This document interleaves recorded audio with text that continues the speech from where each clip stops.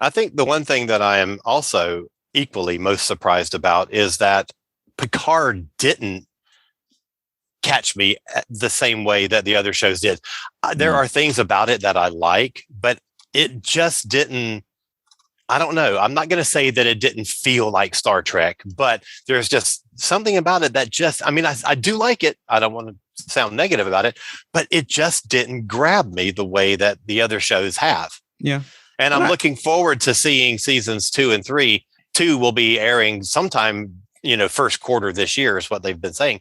And I'm very excited to see what season 2 is going to have in store for us, because I want to see how they progress with what they've built and see how much more it grabs me.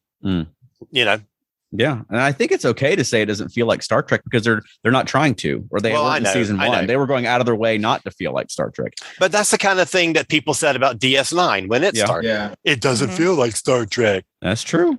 So I don't want to be that guy. Yeah. Yeah. I don't blame you. Oh, it's funny you say it. It's funny you say that, Alan, because I say that almost every week. I don't want to be that guy too. And it's funny you say that, because I spent probably 30 minutes today asking myself why I don't love Picard. And it is the one I think about the least. It's the one that I have revisited the least. It's one of my favorite characters, or two of my favorite characters, Picard and Seven of Nine. But something about that show didn't capture me. And I'm not the person who's always saying, there are some people who literally say that if any episode of Star Trek does not have a moral, a meaning, or a message, it's not Star Trek. That's not always my case. I think, I didn't dislike that Kelvinverse movie, Star Trek Into Darkness, because it was more of an action show. I just didn't like it for other reasons. So I agree with you. And I'm still trying to figure out what it is about Picard. It's not that I don't know. Is it because it is too much action and nothing else? Is it? I don't know. I'm having a hard time figuring out what it is I don't like about it. It's puzzling me. Yeah, I don't think Picard has too much action at all. No. But I do think it feels sort of sad and feels sort of depressed, and it doesn't feel like you're going boldly. It doesn't feel like you're out there having adventures. I think they didn't do that until like the last 3 episodes. I feel like the first 3/4 of the season, I mean, not necessarily could have been told in an episode, but the action could have been compressed into an episode. But also, every character that met any other character, they were at odds with each other. There wasn't any cohesion. There wasn't any rapport between those characters. And even the ones who had that rapport in their past didn't have it currently, and everyone was, it just seemed negative. Yeah. So I'm really hoping that season 2, we get a new tone. We get a different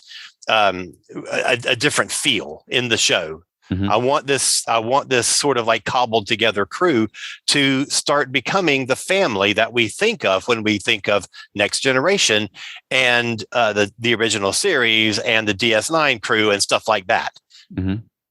I agree. I think what you said, Alan, crystallized something what I feel. One of the problems sometimes with science fiction, and not just science fiction, but any show, is when you feel like everyone who walks on stage is a type, and you almost see like they're wearing a sign, even though they often do that. Yeah, like I'm the action guy, I'm the embittered person, I'm the this. And everybody who was introduced in Picard felt like a type and a stereotype, and I could kind of see, oh, that's what they are.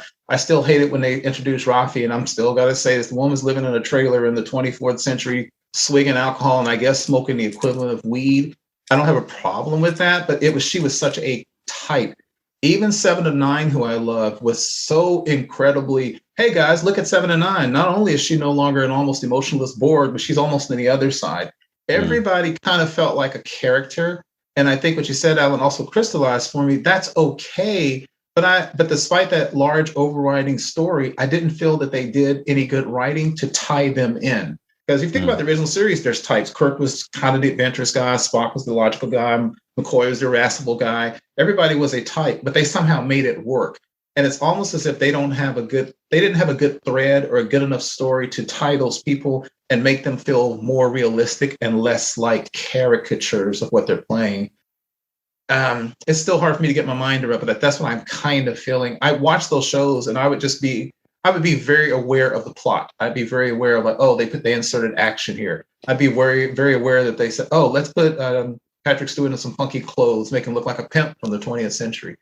And I was always aware of what they were doing. And I think that's the problem. I could never settle into it and just enjoy the story and the characters. Yeah.